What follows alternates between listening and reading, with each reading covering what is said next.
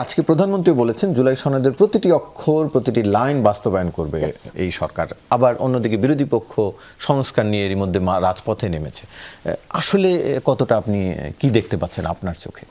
না দেখেন, আমি এই পুরো সনদের আলাপটা তো দীর্ঘদিন হয়েছে, যখন সনদের অনেক কিছু নিয়েই কিন্তু আমাদের অনেক ধরনের বক্তব্য আছে, মানে ক্রিটিক্যাল জায়গা থেকে। তো আমাদের তো আর সুযোগ হয়নি যে সনদ নিয়ে আমরা আলাপ করব। আলাপগুলো করে হয়েছে কিন্তু ওনাদের মধ্যেই, অর্থাৎ আমি বলতে চাচ্ছি রাজনীতিবিদদের মধ্যে আলাপ হয়েছে। Conflict of interest, note of dissent তারাই দিয়েছেন। সাধারণ জনগণ, আমরা বারবার বলেছি, যখন গণভোট দেওয়া হয়েছে সেই সময়টা খুবই কম ছিল এবং জনগণ ওইভাবে বুঝতে পেরেছে কিনা, যেটা আমাদের বলার কথা, আমি সেটাই বলেছি।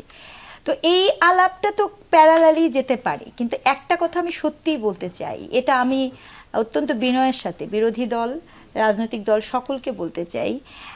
বাংলাদেশে এই মুহূর্তে ২৬ লক্ষ বেকার আছে। স্বয়ং ঢাকা শহরে ৭ লক্ষ বেকার আছে, যার প্রতি ৫ জনের একজন হচ্ছে উচ্চশিক্ষিত।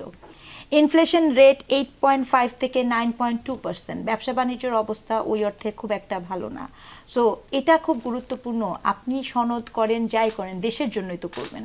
সো এই আলাপটা আমি কোনোভাবেই, আমি এটা খুব স্ট্রংলি বলি যে কোনোভাবেই আমি চাবো না একজন শিক্ষক হিসেবে যে সংসদের যে দ্বন্দ্ব, সেইটা আমরা তো নির্বাচন করেছি, প্রতিনিধি পাঠিয়েছি, বিরোধী দল আছে, সেই দল আছে, সেই দ্বন্দ্ব রাজপথে নেমে আসুক। কারণ আমাদের দেশের স্ট্যাবিলিটিটা খুব দরকার।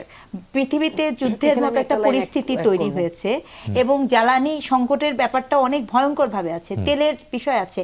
আমি আজকে পহেলটা বৈশাখ, আপনি কি জানেন এই মুহূর্তে বোরো ধানের সর্বোচ্চ চাষ হওয়া সত্ত্বেও তারা সেটা পাবে না। কৃষকের অবস্থাতেও কিন্তু আছে। তো এই যারা রাজনীতি করেন তারা তো সকলের জন্য রাজনীতি করেন, গণমানুষের সেই সব সংকটগুলো আগে মোকাবেলা, ওইটাকে মোকাবেলা করেন।